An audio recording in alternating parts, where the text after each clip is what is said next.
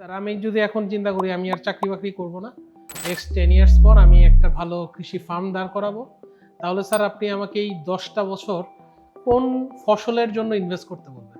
স্বাধীনতোত্তর বাংলাদেশের সবচেয়ে বড় অর্জন হলো আমাদের খাদ্য স্বয়ংসম্পূর্ণতা। স্যার আপনার কিন্তু আরো একটা পরিচয় আছে, আপনি স্যার হচ্ছেন গ্লোবাল গ্যাপের বাংলাদেশের একমাত্র রেজিস্টার্ড ট্রেইনার। রাইট। কৃষকরা কোথায় অসহায়? কৃষকরা অসহায় হলো যে স্যার এটাও কিন্তু সত্য, কারণ বাজারের প্রথম ট্রাকের যে দাম থাকে 30 নাম্বার ট্রাকের কিন্তু সেম দামটা থাকে না। আই ফার্মারও কিন্তু স্যার এই চ্যাট জিপিটির মতো একটি সফটওয়্যার নিয়ে কাজ করছে, যেটা নাম হচ্ছে কৃষি মাস্টার। আপনি কৃষি রিলেটেড যে কোনো একটা প্রশ্ন আপনি কৃষি মাস্টারকে করবেন, সে হচ্ছে সাথে সাথে একটা ভ্যালিড অ্যান্সার দিবে।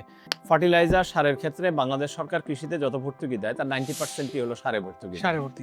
কিন্তু আবার সামগ্রিকভাবে বিষয়টা এটা না যে কৃষিতে লাভ নাই, লাভ না থাকলে তো কৃষি করতো না।